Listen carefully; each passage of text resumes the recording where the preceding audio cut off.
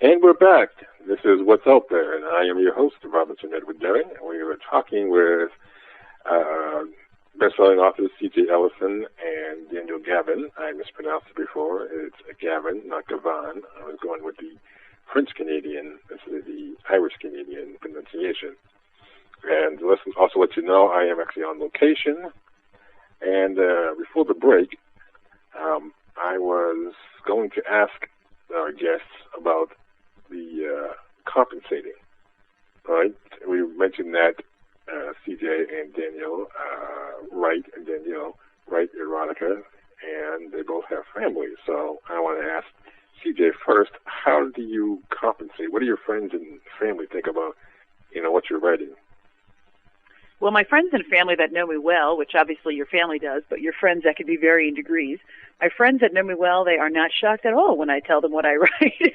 It's pretty much, I think, par for the course, what they would have expected from me as they know me well. I'm just a pretty out there, open person. I talk about anything that's not going to insult someone or scare them too much. So almost every topic is open. I didn't shock them at all. I think what shocked them the most was when they found that I was writing a middle grade book. Their attitude was, how can you possibly do that with the pen name that you're writing under? And I can't. I don't want the young kids to find any of my other work, so it will be under another name. Oh, and Danielle, do you have any problems with what you write and how, as far as your family feels? Not at all. Most of them, they know me. I'm very open. Just like CJ said, none of them were shocked. They know me very well. They know my personality. Nothing really is off limits with me in terms of topics of conversation. The stuff that I've written is not much different from what I wrote when I was a younger girl, as a middle grader or teenager. So it was all they fell into stride. Okay, so there's no maybe differences of opinion, because you're up in Canada. I'm not exactly sure what the Canadian market is like.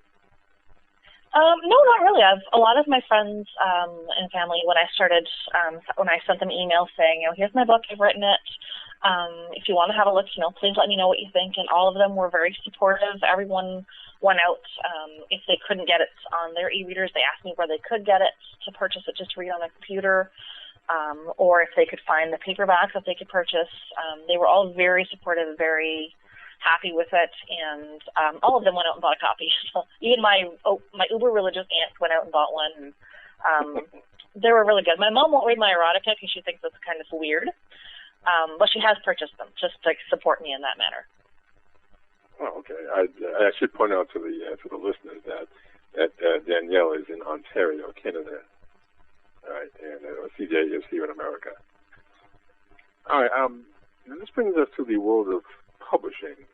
CJ, you started a company called Red Hot Publishing. Now, was it specifically to market your books, or didn't you at one time have an agent that was trying to market your books to traditional publishers? Oh, yeah, I still have an agent. Well, she at least loosely likes to call herself my agent, but she's kind of left the agenting business, if I can call it that. She's doing some other work now. It was still within the publishing industry. I started Red Hot Publishing initially to only self-publish my own work. But when we were working with the other erotica writers, putting together the blog that I know that you're going to want to talk about later, we decided we would put our works together into an anthology. It seemed like a really easy leap since I had just put out my own book, Vampire Vacation, October 2010.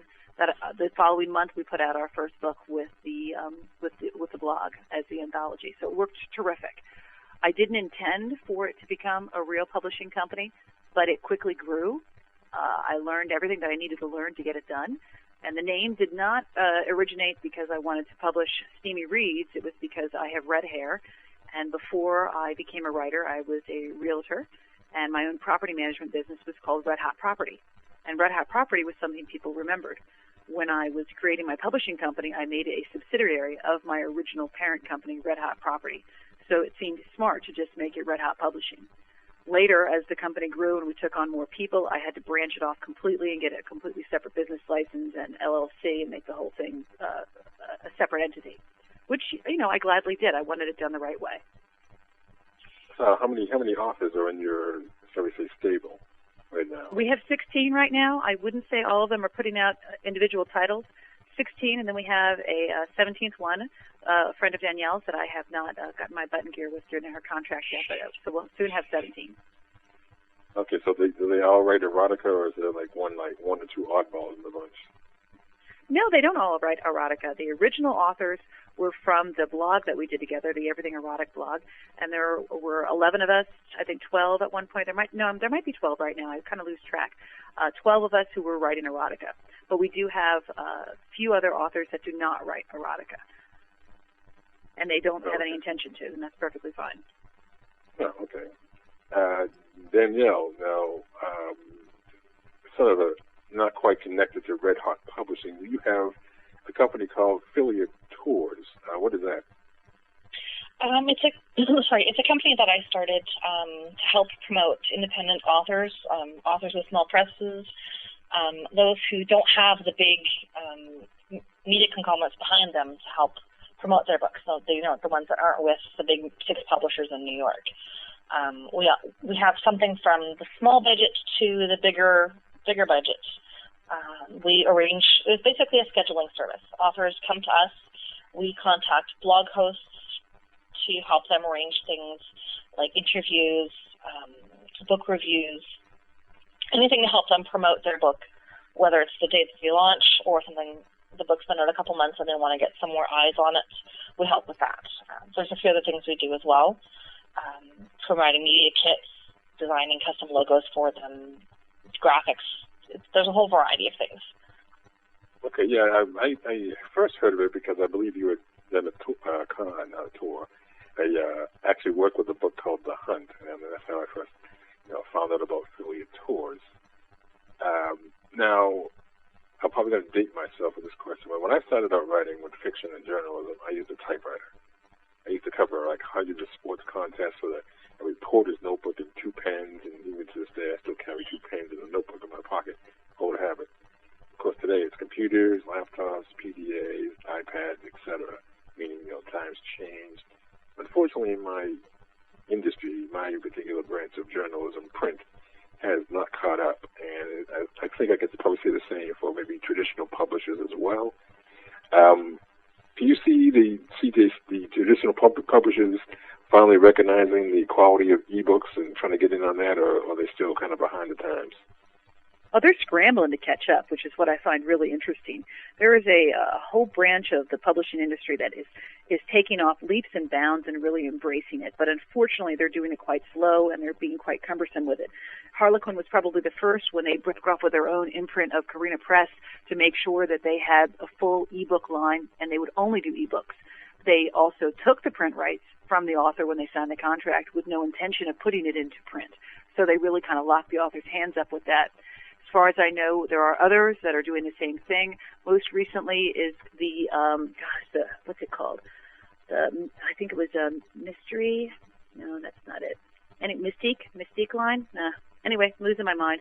Forgive me. There is another name that there is. It's for the Hatchet Group, I believe. They're doing another branch. It's coming off of Avon. Avon has an Impulse line, and now they're doing another one, and they're going away from the Impulse line well, I shouldn't say they're going away from. They're branching out with something new. This new line is only going to be ebooks, whereas Impulse does ebooks and print as well. So Avon is jumping, leaps and bounds into that. And I think they're either owned by Hatchet or Macmillan. So forgive me if I'm getting the name wrong.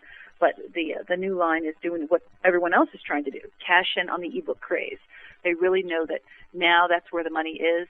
They're seeing huge leaps and bounds in profits and what's increasing. And it's all in the ebook market, where they're seeing 50% increases each quarter, 25% leaps in an industry that they previously thought was dying. They now know it is not by a long shot.